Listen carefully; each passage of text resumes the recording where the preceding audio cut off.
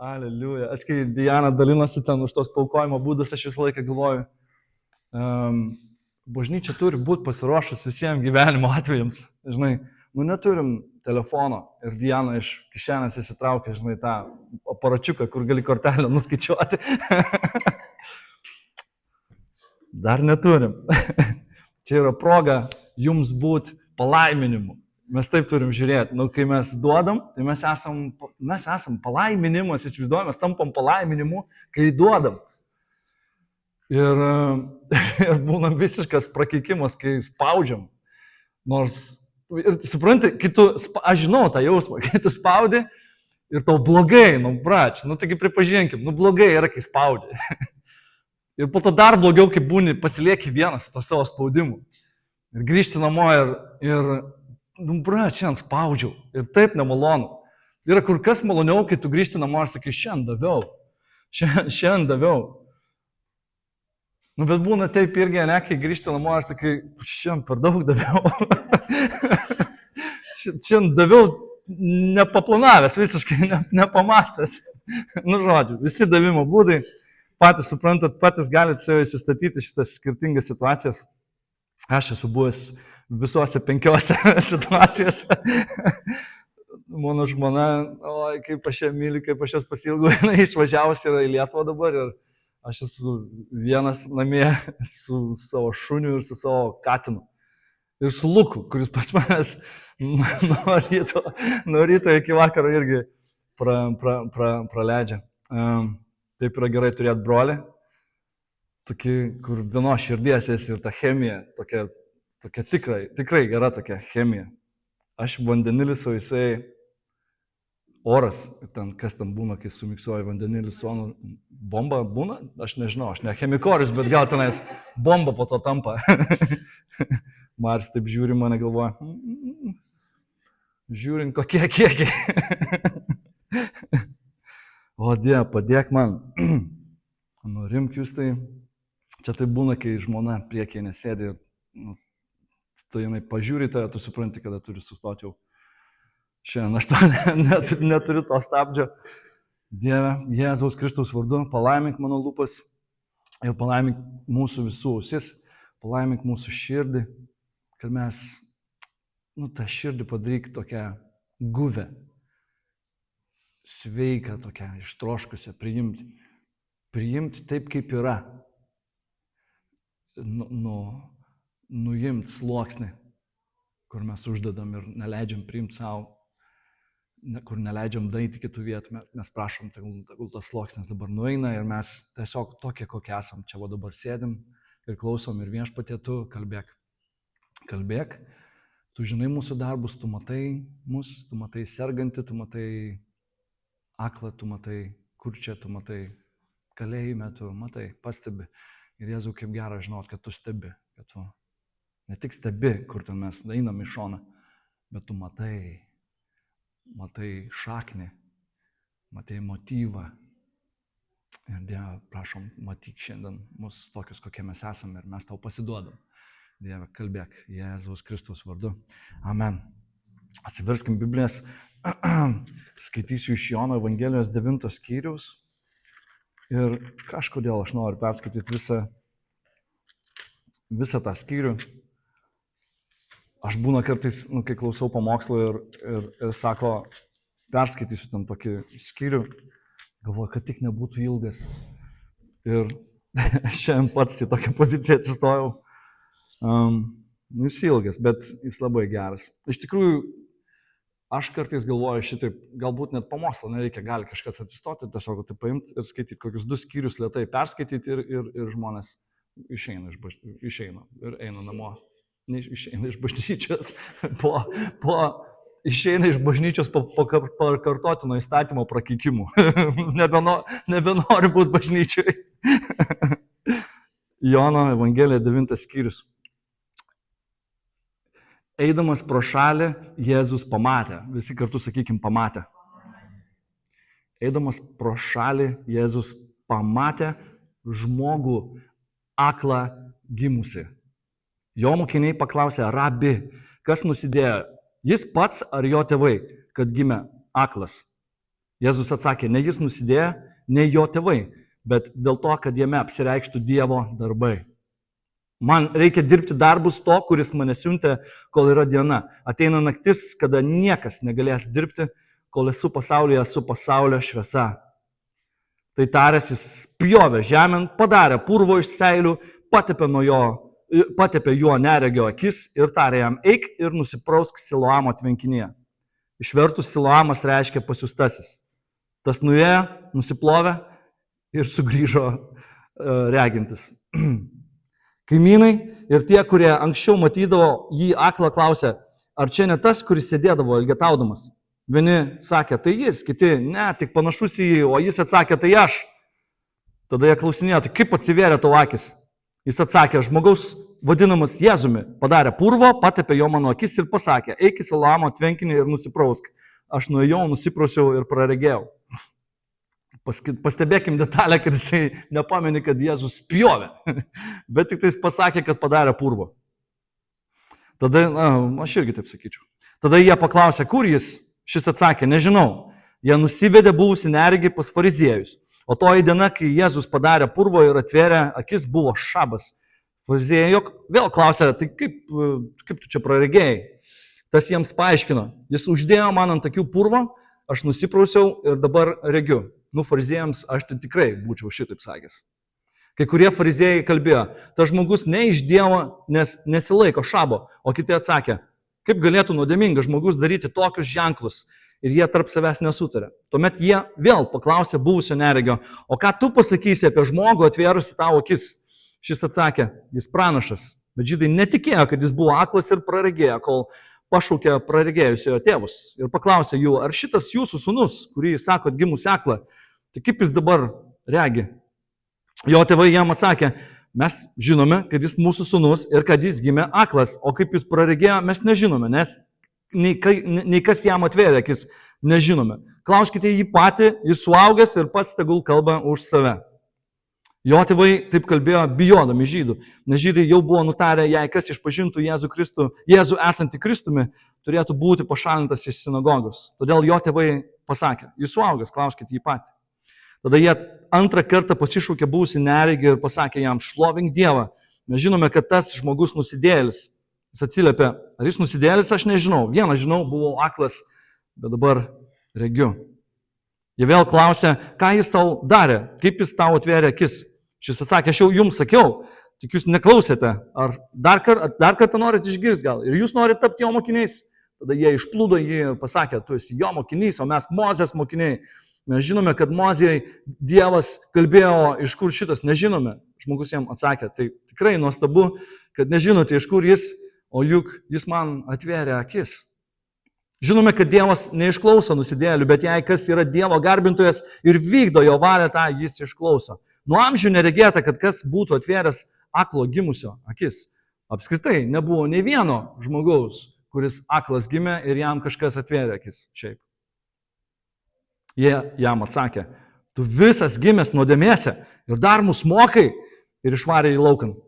Tiksliau tariant, ekskomunikavo, išvarė iš sinagogos apskritai. Jėzus išgirdęs, kad jie išvarė jį lauk, surado jį ir paklausė, kaip amazing. Jėzus išgirdo, kad jie išvarė jį. Ir jis ėjo jį ir surado, jis jo ieškojo. Ir dar paklausė, ar tiki Dievo sūnų? Šis atsakė, o kas jis viešpatė, kad jį tikėčiau? Jėzus jam atsakė, tu jau esi jį matęs ir dabar jis su tavim kalba. Tada jis sušuko, tikiu viešpatė ir pagarbino jį. O Jėzus atsakė, aš atėjau šį pasaulį daryti teismo, kad neregiai praregėtų, o regintieji apaktų. Prie jo esantis fariziejai tai išgirdę paklausė, tai gal ir mes akli? Jėzus jam atsakė, jei būtumėte akli, neturėtumėte nuodėmės, bet dabar sakote, mes regime, todėl jūsų nuodėmė pasilieka.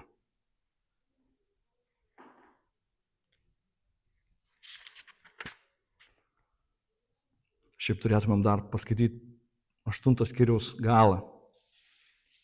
Mes žinom, kaip jisai susiginčia su fariziejais ir taip stipriai susikivirčia su tais fariziejais ir jisai sako, Jūsų tėvas Abraomas džiūgavo, kad matysies manąją dieną.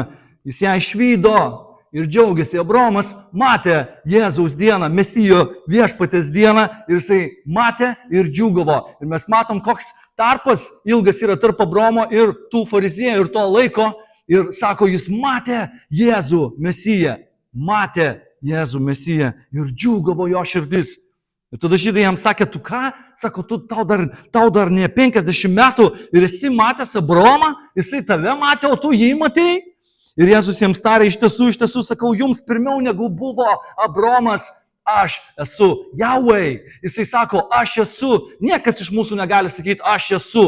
Mes galim sakyti tik tais, aš buvau, aš gal dabar esu ir šiek tiek būsiu, bet ne vienas iš mūsų negalim sakyti, aš esu, kai Abraomas buvo. Aš esu, negalim sakyti. Ir aš esu yra vardas. Aš esu yra Jahveh. Aš esu, kas esu. Tas Jahveh, kuris apsireiškė Mozei. Jisai sako, vadink mane, aš esu. Jisai davė savo vardą, kad Mozė galėtų jį kreiptis. Ir jie yra Mozės vaikai, ne? Ir jie taip susinervino. Kaip tu čia dabar būdamas žmogus sakai, aš esu Jahveh. Aš esu viešpats, dangaus ir žemės kūrėjas. Ir jie susinervino taip stipriai, kad jie grebia akmenis ir nori jį apmėtyti. Ir ką Jėzus padaro, kad jie jo neapmėtytų, jis juos apakina. Akimirkai apakina. Nes mes matom, kaip tam parašyta. Tada jie grebės akmenų, norėdami numesti jį, bet Jėzus pasislėpė. Kaip jisai pasislėpė? Pasikavojo už pianino, kažkur tai už užuolaidų.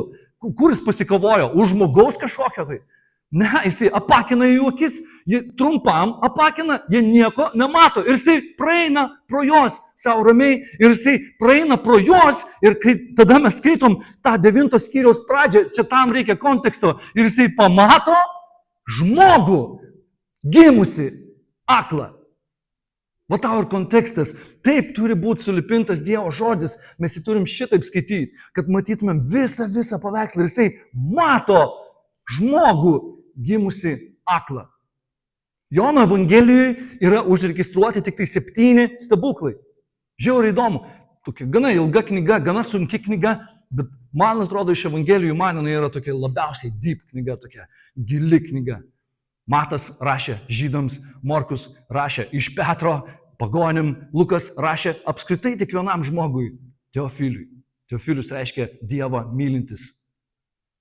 Aš irgi Dievo mylintis, dėl to Lukas ir man rašė. O Jonas apskritai rašė poemą kažkokią apie Jėzų. Nes Jėzus jį labai mylėjo. Ir jisai taip savo drąsiai ir rašo savo Evangelijoje. Jisai sako, tai aš, kurį Jėzus labai myli. Jisai tai jau savęs labai nenuvertina. Amen. Ir Jėzus, jis padaro tą stebuklą. Jisai atveria tam žmogui akis. Aš, kai skaičiau šitą istoriją, aš pagalvojau apie tave, Gražina, nes tu darbuodavaisi su moliu. Tam parašyta purvo, jisai padarė, bet šiaip išvertus tam jis padarė klei, kas reiškia lietuviškai molio. Jisai molio padarė. Gražina, tu irgi darė šitą molį? Tu spjaudai į purvą ir lipdėjai po to asotį? Ne, tau reikėjo vandens, ne? Tiek selių neužtenka. Come on. Mes tokias detalės kartais pramoklinam. Jis spjauna į purvą, padaro molio ir padaro žmogų. Nes parašyta, juk mes esam sukurti iš purvo, iš molio. Kaip Dievas sukūrė žmogų? Jis paėmė žemės ir padarė, spjovęs tikriausiai, padarė žmogų. Iš nieko. Kažkada esu pamokslavęs, minėjęs, kad ir čia bus jums žmonoms, tokia kaip pamokėlė, toksai intarpas, skit iš bendro pamokslo vaizdo, kaip reikia mylėti ir gerbti savo vyrą. Tiksliau, gerbti savo vyrą. Gerai būtų, kad ir mylėtumėt, bet gerbti dar geriau nei mylėti vyrą. Vyrui daugiau reikia pagarbos, o ne meilės. Iš tikrųjų, vyrai, kam reikia daug meilės? Man koks skirtumas, myliu, myli, gerb geriau gerb, tai ką aš darau, ką aš pastačiau, kaip aš atkimšau. Jo, gerbti yra daug geriau. Ir čia mes matom tokį pasąmoninį tokį dalyką, nes jisai sukūrė Adomą, žmogų, vyrą iš pradžios, jisai sukūrė vyrą, ne? Ir jisai sukūrė jį iš kur? Iš nieko. Žinot, kad kiekvieno vyro pasąmoniai čia kažkur gale smegenų. didelių. Ten kažkur taip, toks mažytis tarpelis yra, kur yra per sąmonį parašyta, aš esu niekas. Aš esu visiškas niekas. Ir vyrą įskaudint, jį negerbint, yra va šitaip. O šitaip. Nes kiekvieno vyro pasąmonė yra parašyta, kad jis ir šiaip yra niekas. Jis yra iš nieko. Dėl to Paulius mokina žmonas, gerbkit savo vyrus. O vyrai sako, mylėkit savo žmonas. Taip kaip Kristus pamilo bažnyčią ir atidavė save už ją. Vyras nemylintis atiduoda ją už save. Bet Jėzus netoks ir jisai mus mokina taip stipriai mylėti savo žmonas. Ir žmonas gerbti savo vyrus. Jisai spjauna ir padaro purvą. Ir aš įsivaizduoju visą tą vaizdą, kaip jisai sėdi aklas. Čia kažkoks judimas, kas čia vyksta, aplinkui mane kažkas tai yra. Girdėjau. Ir potė pakės. Įsivaizduojat visą tą vaizdą, aplinkui žmonės, šabas. Kodėl Jėzus daro tokius dalykus? Kodėl Jėzus tiesiog negali įsakyti? Akis, atsiverkit. Efata, moterė, pakilk, mergaitė, pakilk, ne? Jis tiesiog taria žodį ir viskas. Ne, jis sako, spjovė ir padarė molio. Ir savo rankom padarė regėjimą. Amen. Haleliuja. Dievas yra labai, labai geras. Faktai apie akį. Žinot, kad Darvinas prieš savo mirtį, jisai pradėjo neigti šiek tiek savo tą evoliucijos teoriją. Ir žinot, dėl ko jisai pradėjo neigti šitą evoliucijos teoriją? Dėl akių. Dėl žmogaus akių. Nes akis yra antras kūno organizmas pagal sudėtingumą po smegenų. Ir Darvinui nesuėjo galai, kaip čia taip gali būti, kaip žmogus gali matyti. Evoliucija reiškia iš vieno gyvūno tipo į kitą. Čia tau ne snapą kitokį užsiauginti. Čia tau žuvis ir žmogus. Žuvies akis ir žmogaus akis. Ir jis pradėjo neigti šiek tiek. Akis yra patikimesnis apsaugos taškas. Žinot, dėl to šiandien telefonai jau būna ne pagal piršto antspaudo, bet būna jau ir tas toksai akių nuskaitimas. Ne veidą jisai nuskaito, bet akį. Ir žinot, kad 90% informacijos į smegenis ateina per akis. Dėl to daug sunkiau būti aklam negu kurčiam. Daug sunkiau būti tam žmogui būti. Taip, supratot. Žinau tokią istoriją apie vieną aklą karo veteraną. Žodžiu, antrojo pasaulio karo metais jisai išgelbėjo ten keletą žmonių iš tanko degnančio, bet pats apako. Ir kaip kareivis, stiprus širdį, jisai nepasiduoda šitam gyvenimo smūgiui ir jisai galvoja, ką čia man nuveikus gyvenime, kad nepasimesti visiškai. Ir jisai pradėjo mokinti žaisti golfą. Pasirodo, Amerikoje yra aklųjų golfistų klubas. Akliai žmonės žaidžia golfą. Nežinau, kaip jie ten žaidžia, bet tikriausiai parodo jam koks kampas, kur maždaug dobelė, gal ten iš dobelės kokią muziką groja, aš nežinau. Bet jis, žodžiu, žaidė golfą, būdamas aklas ir netgi tapo Amerikos aklųjų golfistų čempionu. Ir sykį vienas žmogelis susipažino su tuo žmogeliu, kuris žaidė golfą ir sako jam, gal pažaidžiam golfą? Sako, gerai, žaidžiam, aš kaip tik ir mėgstu žaisti golfą. Ir jis sako, tu aklas, būdamas žaidi golfą? Sako, jo. Žinai, sako, aš šiaip golfą žaidžiu iš pinigų. Man nepatinka golfą žaisti taip tiesiog, iš garbės. Man patinka žaisti golfą iš pinigų, tam aklam golfistui, sako tas kitas žmogelis. Ir tas sako, o man kaip tik irgi patiktų šiandien šiek tiek užsidirbti. Ir jis sako, gerai, žaidžiam golfą iš pinigų. Ir jie pastatė savo krūveles pinigų. Ir sako, tai kaip čia dabar žaisim, gal reikia tau kokios tai pagalbos? Sako, ne, tik tais vienas, sako, momentas, žaiskim naktį. Tai vat būna ir mums šitaip. Žinot, mes einam per gyvenimą matydami, bet daug kas iš mūsų nesusimastom, kad mes esam akli. Daug ką darom ir mes daug ką darom aklai. Mastom aklai, žiūrim aklai, vertinam vienas kitą aklai. Ir dar labiau, kas yra įdomu, kad mes esam akli nuo pat gimimo.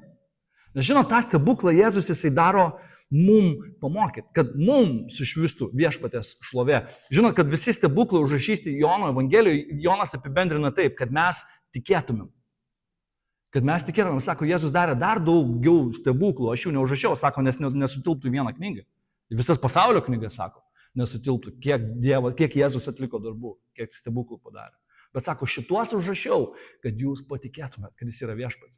Reiškia, kiekvienas stebuklas jisai turi kažkokią tai potekstę, kad mes patikėtumėm. Ten yra kabliukas ant kiekvieno stebuklo Jono Evangelijoje. Tai vat, toks kaip pamokėlė mums, kai mes skaitom Jono Evangeliją, mes turim šitaip ją skaityti, matyti. O, pirmas stebuklas Kanoj, Jėzus paverčia vyną, vandenį vynu. Po to ten kiti stebuklai. Ir šitas. Paskutinis berods stebuklas yra Lozoriaus prikėlimas iš mirties.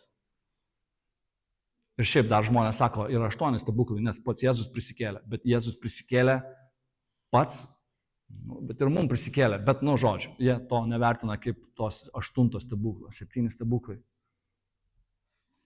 Ir Jėzus jisai pastebi akląjį nuo pat gimimo. Ir šitoje vietoje mes galim sakyti, Jėzus pastebėjo mane. Kiek tų metų buvo, kai pro tave praėjo Jėzus, tave pastebėjęs? Labai skirtingais momentais Jėzus pro mus praėjo ir mus pastebėjo. Ėjo ir pastebėjo. Jisai pamatė, kad mes buvome akli. Tuo metu mes nieko nematėme. Iš tikrųjų. Padarykim bandymą. Užsimerkim. Jo, visi užsimerkim. Balionas. Ir aš duodu garantiją, visi mes matom balioną, taip? Gal reikėtų sukonkretinti tas balionas, kur žmonės į viršų kelia. Nes gal koks 50-50 buvo balionas žalias, balionas mėlynas ir balionas tas oro balionas. Jo, ir visi matom balioną, taip?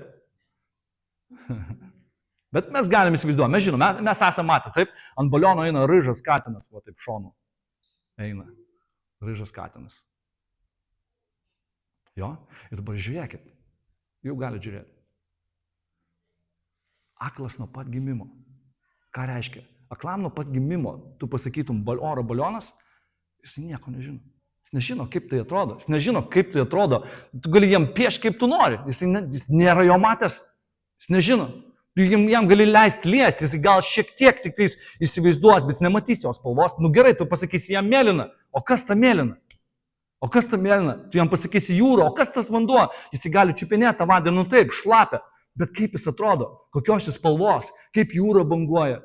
Jis girdi, ošimą, bet nemato grožio. Jis galbūt įsivaizduoja grožį, bet jis įsivaizduoja jį savitai, taip kaip jo smegenys jam leidžia įsivaizduoti. Ir tik tai tiek. Gimęs aklas. Jisai visiškai gimęs aklas, nematė savo mamos, nematė savo tėvo, kaip jie atrodo, nematė savo mamos akių, mamos plaukų, nematęs dangaus mėlynumo. Nieko nematęs absoliučiai. Lygiai taip pat, kai mes kalbam apie Jėzų, kai mes pirmą kartą išgirdom apie Jėzų, mes negalėjom įsivaizduoti, koks jis. Niekaip. Kažkas mums pasakė Jėzus. Netikinčiam žmogui, visiškai netikinčiam gyvenime, ne marksistui kokiam, ne sovietų laikais gyvenančiam pasakytum Jėzus. Jis nė žodžio tokio nėra girdėjęs. Jėzus. Kas tas Jėzus? Kalėdos. Kas tas Jėzus? Čia kalbama ne apie fizinį aklumą, čia kalbama apie dvasinį aklumą, apie vidinį žmogaus aklumą nuo pat gimimo. Čia labai įdomiai apaštalai klausė Jėzus, jis sako, kas kaltas po galais, kad jisai gimęs aklas? Ar jo tėvai dėl jo tėvų nuodėmės, ar dėl jo pačio? Čia tai klausimas. Kaip dėl jo pačio? Mes sakytumėm. Bet jie klausė visiškai legitimately, jie klausė visiškai normalaus klausimo. Nuo pat gimimo aklas, jisai kaltas? Mes sakom, nekaltas. Kaip jisai gali būti kaltas? Kur jisai spėjo nusidėti? Motinos iščiose? Nusidėjo kažkokiu tai būdu? Paragavo šokolado, kurį paragavo jo mama? Kaip jisai galėjo tenais nusidėti? Ir aš tada skaitau Dovydo psalmę, 51 Dovydo psalmę, ir ten sako, mane motina pradėjo nuodėmėj. Ir aš visas gimiau nuodėmėse. Ir Jėzus jisai neina į tos teologinės vingrybės visokias, nes jis aišku galėjo atsakyti, nuo pat Adomo, taip, visi kalti, visi akli, nuo pat Adomo, ne vieno nėra reginčio. Laiške Romiečiams 3 skyriui yra parašyta, nėra teisaus, nėra nei vieno, nėra kas Dievo ieškotų. Taip, jų burnos, lūpos pilnos nuodų, jų kojos eiklios kraujo pralieti ir ne prieš vieną iš mūsų nestovi Dievo baime. Nėra teisaus, nėra nei vieno reginčio Dievo. Jis galėjo jam taip atsakyti, bet jisai sako šitai. Jisai sako, ne jo tėvai, ne jis kaltas, bet kad apsireikštų Dievo šlovė. Kad apsireikštų Dievo šlovė. Ir čia yra hint. Čia yra evangelija, čia yra geroji naujiena. Jisai gimė aklas, nes visi gimė akli. Ir kai apsireiškia Dievo šlovė, kas atsitinka? Praregim. Ir praregim ir matom dangų kitokį. Ir matom eglę kitokią. Ir matom žolę kitokią. Ir matom vienas kitą kitokį. Kol nedapumpuoja mūsų kažkokią tai iškreiptą teologiją, kad mes turim matyti vienas kitą, kas dėl ko kaltas. Ar tau atsitiko taip dėl nuodėmės, ar dėl kito nuodėmės, ar dėl to, kad tu su juo gyveni, tau taip atsitiko. Mums visiems reikia paaiškinimų. Teisingai, daug lengviau gyventi, kai yra paaiškinama. Ir Jobo istoriją prisiminkim, kaip Jobui atsitiko tokios tragedijos, tokios nelaimės. Jį taip stipriai iškamavo, viską iš jo atėmė. Jis pats buvo votim išdėtas, ne? Ir po 7 dienų tos tylos jo draugai sako, tai come on, man, tai pats kaltas. Taigi tu nuodėmėjai esi, taigi tu nuodėmė kažkokią 100% kažkur prisidirbai. Nes taip lengviau mums gyventi, teisingai, mums reikia paaiškinimo. Yra taip, nes taip. Ir su tais paaiškinimais mes nueinam iki tokių filosofijų kažkokių tai. Ir nustojam vieno dalyko. Mylėti. Tiesiog mylėti. Nes meilė uždengia nuodėmės, meilė uždeda pleistriuką ant tos kaltės, ant tos problemos. Meilė uždeda pleistriuką. Kas nori meilės pleistriuko? Aš noriu meilės pleistriuko. Uždėk Jėzų meilės pleistriuką ant mano širdies. Ir Morta, jinai prieina prie Jėzaus ir sako, Jėzau, jeigu tu būtum čia buvęs, mano brolis Lozorius nebūtų miręs. Jėzau. Ir pykstant Jėzaus. Yra priežastis pykti, taip, teisingai, ir galim pykti. Jėzus sako, žinai dėl ko aš netėjau, žinai dėl ko aš netėjau iš karto, kai buvau pakviestas. Dėl to, kad tu regėtum Dievo darbą. Dėl to, kad tu pamatytum Dievo darbą. Ir pamatė. Ir tai buvo vienas iš tų stebuklų, parodančių, kad ir Jėzus prisikels. Tie stebuklai, kad mes tikėtumėm. Ar mes irgi akli, dar prieš tai tenais amazing tos vietos, aš galvoju, čia vėl tėvai, tokie šalti, kas, aš nežinau, gal aš kažkoks kitoks žmogus, gal mes ir skiriamės kažkaip tai, bet jeigu mano sūnus būtų gimęs aklas ir dabar stovėtų nebe aklas, tai aš neišstovėčiau toj sinagogui. Sakyčiau, shut up, ką iš čia nusišnekam, jisai mato. Aš noriu jį matyti, noriu jį čiupinėti, noriu trimituoti, noriu džiaugtis. Noriu lėkti, šaukti viso Jeruzalės gatvėje, kad visi išgirstų, kad, jisai buvo aklas, įsivaizduojat, norėjau sakyti, prikin. Klaipėdėti senas lenda laukam. O Dieve, nemeskite mane šiandien iš akmenų. Dievas toks geras, įsivaizduojat, ir jisai, o jie bijo džiaugtis. Čia gal lietuviai irgi tokie labai panašus, aš prisimenu, kai būdavo tie teleloto, žinot, teleloto, aš esu pas manęs emocijų, nėra kraštų tarp emocijų. Jeigu aš pykstu, tai aš pykstu. Ir jeigu aš džiaugiuosi, tai aš taip džiaugiuosi, kad Robertas supyksta. Jeigu mes žiūrim kažkokią komediją, tai aš juokiuosi taip garsiai, kad žmonės paspaudžia pauzę, kad leistų man įsijuokti ir galėtumėm toliau žiūrėti. Pilnas emocijų. Tai jeigu aš laimėčiau, ką aš žinau, kad ir tą 1000 litų, aš laimėjau, žinai, o tenai būdavo, pamenu, nu taip, tai jūs laimėjote, o tas ten, suprantate, toks kaip aš, tai jūs laimėjote aukso podą, ar ten kas ten būdavo, didįjį prizą, ten, žodžiu, ar kažkokį ten prizą, jūs laimėjote tą mašiną ten, naują, nuliovą, wow, ten tas, kur vedėjas, seniau, tas.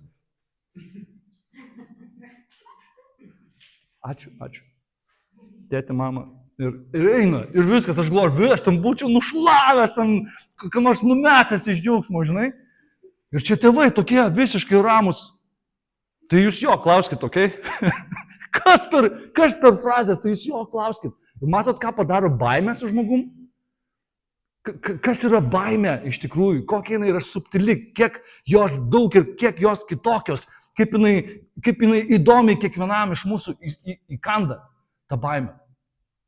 Vieni tampa tokie uždari, kažkokie bijantis džiaugtis, kai yra laikas džiaugtis. Toks kažkoks keistas pasidaro, nu jeigu džiaugsiuos, tai reiškia, to nebesidžiaugsiu. Sakoma, ne kažkoks prietaras tenais yra. Nesąmonė. Džiaukitės su besidžiaugiančiu, liūdėkit su liūdinčiu. Yra laikas džiaugtis ir yra laikas liūdėti. Jau geriau džiaugtis, kai džiaugies, o ne džiaugtis, kai kažkas liūdi. Nu, teisingai. Bet baimė ką padaro, viską apsuka, baimė apakina.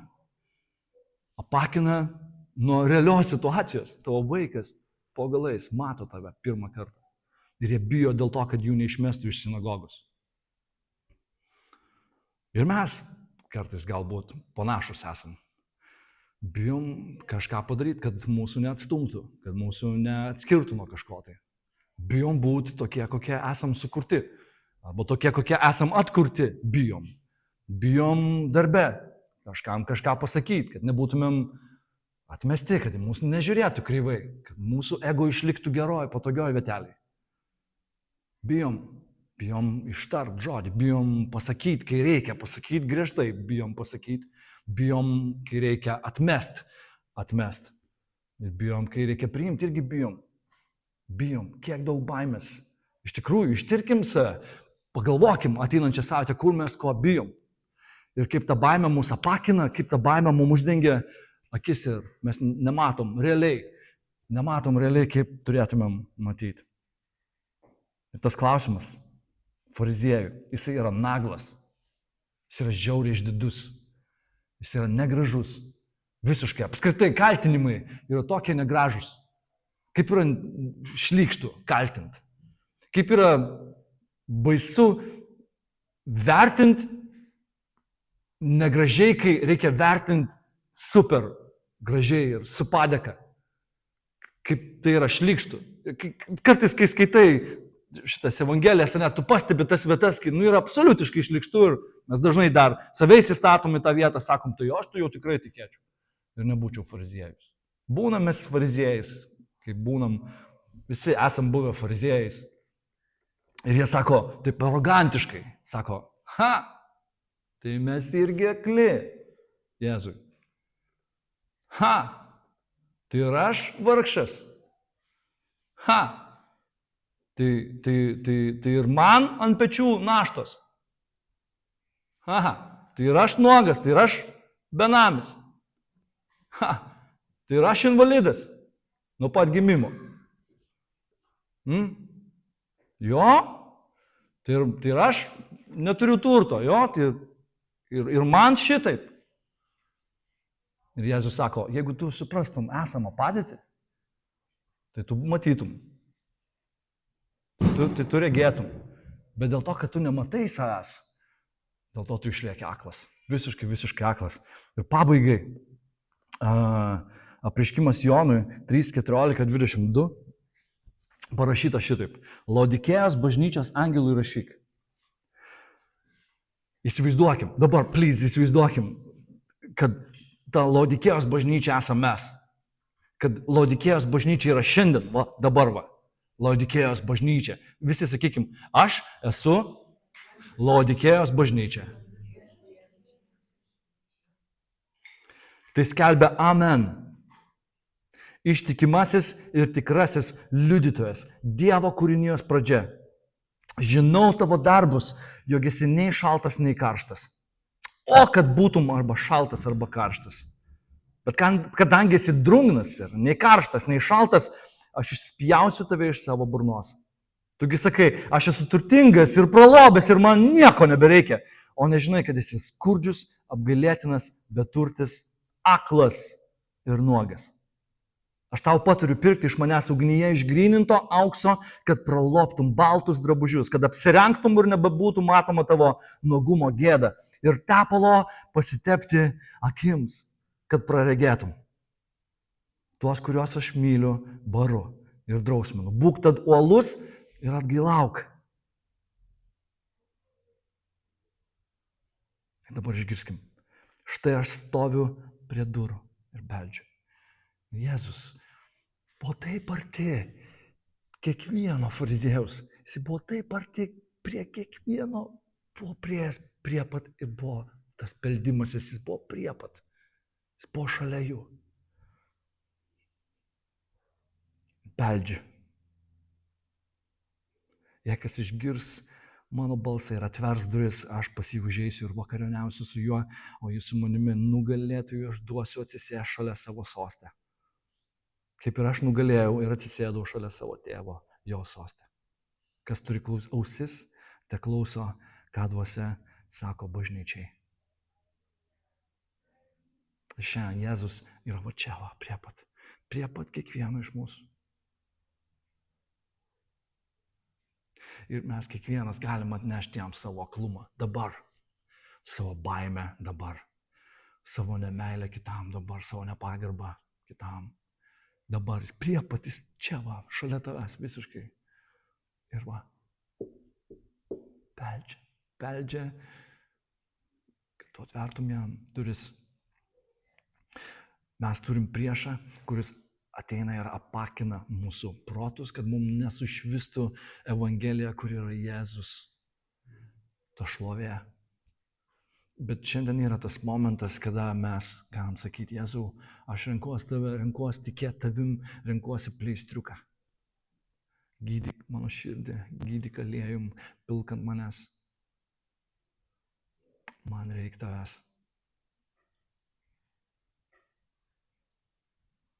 Tie, kas įtikėjo, tie, kas tiki, mes galim tik džiaugtis šiandien, galim sakyti,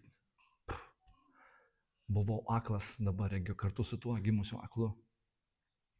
Nežinau, nepažįstu dar, nemoku, dar nežinau kur kas, nežinau tų žingsnių, kaip dėti, kartais dreba koja, net nežinau į kurią pusę eiti, net nežinau kokį žodį sakyti, nežinau nuo ko pradėti.